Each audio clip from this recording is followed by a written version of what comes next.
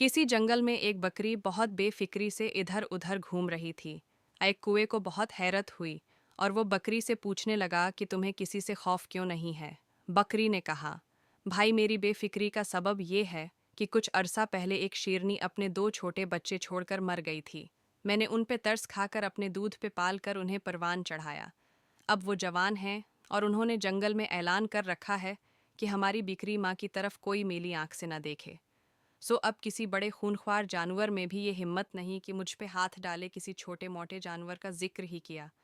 कुएं ने सोचा, काश मुझे भी ऐसी नेकी करने का मौका मिले और परिंदों की दुनिया में मुझे भी एहतराम हासिल हो जाए। वो यही सोचता हुआ उड़ता जा रहा था कि उसने नीचे दरिया में एक चूहे को डबक्कियां खाते देखा। वो फौरन नीचे उतरा और चूहे को दरिया से निकाल लाया और एक बड़े पत्थर पे लटाकर अपने परों से हुआ देने लगा ताकि वो खशक हो जाए। जो नहीं चूहे के हवास बहाल हुए, उसने कुएं के पर कुतरने शुरू कर दिए। कौवा बेचारा नेकी की धन में मगन था और चूहा अपनी कारगुजारी में मसरूफ। आतनी देर में वो खशिक भी हो चुका था, लिहाजा उसने अपने बल की तरफ दौड़ लगा दी। कौवा नेकी करके बहुत मौज में था।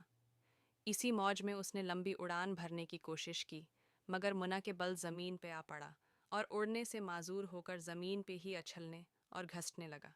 इत्तेफाकन बकरी इधर से गुजरी तो पूछने लगी, भाई कुएं तुम पे क्या अफ्तादान पड़ी? वो गुस्से से बोला, ये सब तुम्हारा क्या धरा है? तुम्हारी बातों से मुतासिर होकर मैंने नेकी कमाने की चाह में चूहे की जान बचाई, मगर वो मेरे पर ही कुतर भागा। बकरी हंस पड़ी और कहने लगी, बेवकूफ़, अगर नेकी ही करनी थी तो किसी शेर के बच्चे के साथ करते। चूहे का बच्चा तो अपना चूहापन ही दिखाएगा। बदजात और बद नस्ल के साथ नेकी करने वाले का वही हाल होता है जो तुम्हारा हुआ है। कुओं के बच्चे मोती चगने से हंस नहीं बन जाते और खारे पानी के कनवे में मीठा डालने के बाद भी खारे ही रहते हैं।